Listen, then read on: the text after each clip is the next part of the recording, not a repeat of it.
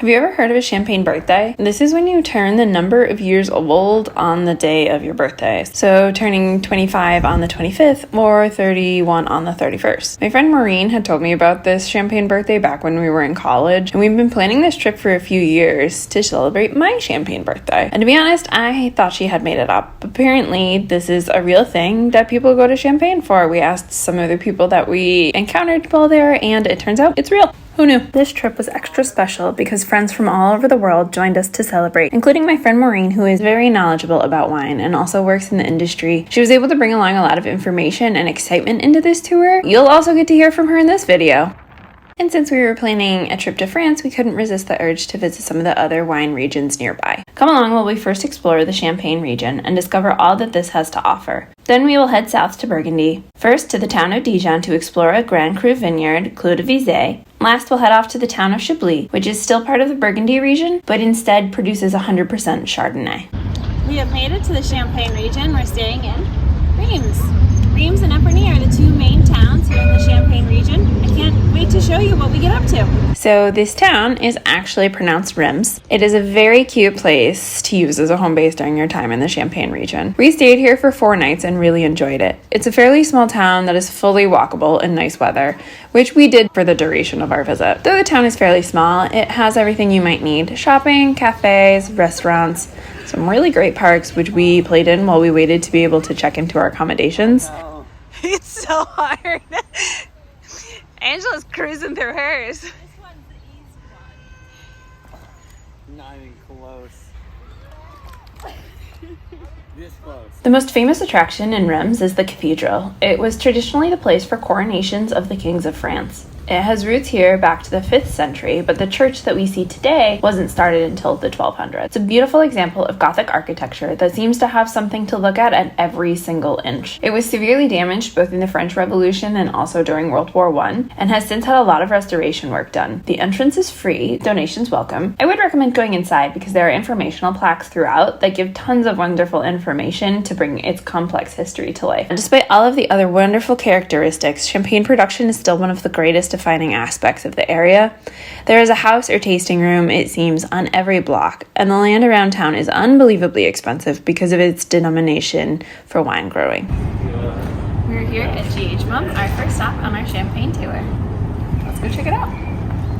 Our GH Mum tour was a really great place to start. It was an hour-long tour that gave the history on the house and also a solid foundation of what champagne is and what it takes to produce it. We also got to tour the cellars and do a tasting. So what is champagne? It's a wine that's produced with a second fermentation in bottle with yeast to create carbonation. Champagne is one of the highest controlled designations of wine. They have strict rules around every aspect of production. For our second day, we booked a pre-planned tour so that we would have a driver and all of our appointments would be made for us. This option is a bit more expensive, but I thought it was worth it to not have to worry about the details or worry about who was driving. It also took us some places that we would not have found on our own. We started the day at Pommery, where the cellar experience was very different from the one that we had the day prior at GH Mum. We visited the church where the famous Dom Perignon is buried. We viewed vineyards, we saw Moulin de Verzonnet, and the highlight of the day for me was the lunch and tasting at a small producer, Dieter Herbert.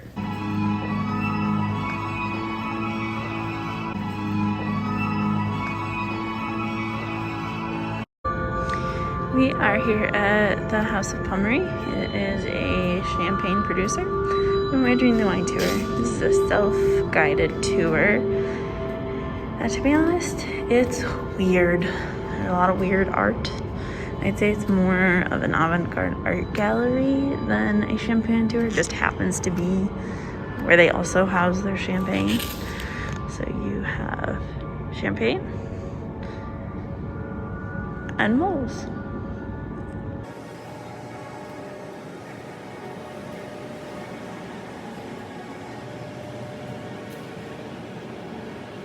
Dom Perignon was a monk who made important improvements on the production and quality of champagne. The famous wine labeled Dom Perignon is named after him to honor his work. He's now buried in a small church in Houtviller. This is chalk.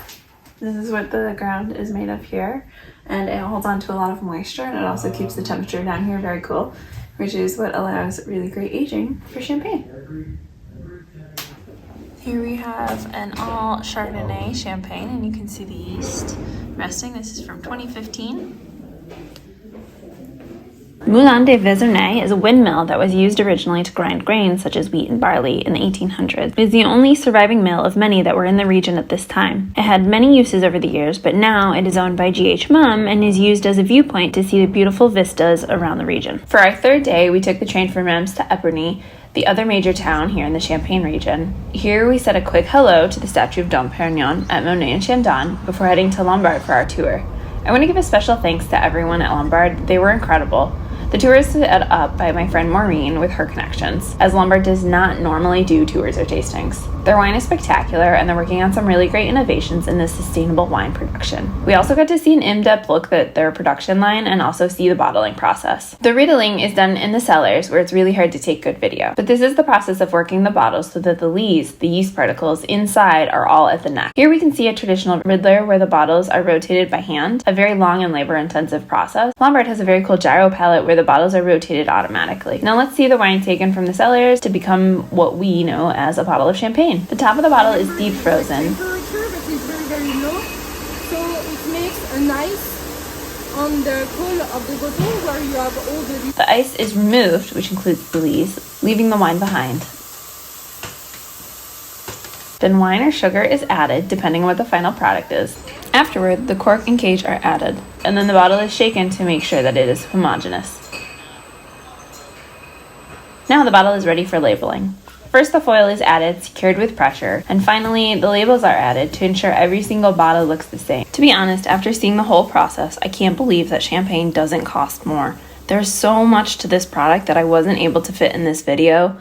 It is a really great wine with so much care taken from ideation through the many years it takes to create a bottle that I can enjoy. In Burgundy, we stayed in the town of Dijon. This is a very cute town with lots of good options for restaurants and bars. We only spent about 18 hours here, which was not enough time to really get to know the town. I would enjoy coming back. We are here in the beautiful region of Burgundy in France. We are standing in one of the Grand Cru vineyards. Specifically, we are in Clos de Bézi. So you can see we're surrounded by a fence, which is the Clos. Primarily, this vineyard is going to be all Pinot Noir. It's just over about 15 hectares, which equals out to be maybe 24, 25 acres. So we've got some of the most expensive grapes in the world coming from this vineyard right here. Why are they the most expensive? Why? Because the land itself is very pricey. We've got a unique soil type that's worked its way here. Coming from down the slopes, our mid-slope is where our most expensive fruit is, so that's why this is our Grand Cru vineyard. So of course the cost of land, most of these are going to be hand harvested, adding into the cost of the eventual bottle of wine that you will purchase. And on to our final stop of this wine vacation, Chablis. Chablis is both the town and the type of wine. This was an even smaller town than Dijon is, and is fairly off the beaten path as far as mainstream wine tourism goes. The town can be walked from end to end in about 20 minutes, is very cute with lots of restaurants, but almost all required pre-booking. The main attraction for the visit was our e-bike tour, which we did a self-guided tour through the wine region. We had booked a full day with picnic, but unfortunately there were thunderstorms likely later in the day, so we switched to a half day. This was such a fun way to visit the region because it was self-guided, so we were able to move at our own pace. We visited a corkscrew museum, which was very unique, having the largest collection in the world and also showcasing a ton of other tools related to wine production. I just finished with the Corkscrew Museum and it was really interesting. They had so many items. It's the kind of thing that you might only want to do once, but lucky for them, I've never done it before and I really enjoyed it this one time. And then we rode through scenic towns where we stopped and picked up snacks. We saw vineyard after vineyard and lots of the countryside. We are cycling into the town of Perret, where we're going to do our second tasting.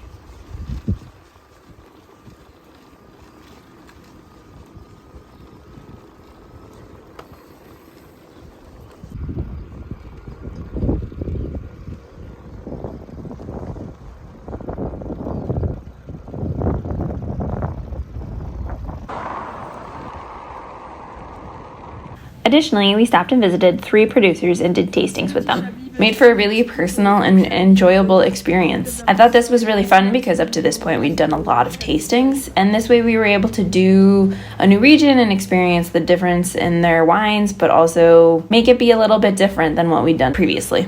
And while it may feel like we've achieved so much during this wine trip, we really have only experienced a small portion of all of the great wine regions in France. And within the regions we did manage to get to, there's a ton of variety, innovation, wonderful producers, magnificent wines to try. It is impossible to cover them all. But if you're interested in wine, I hope that you make it to this area so that you can experience the magnificence for yourself.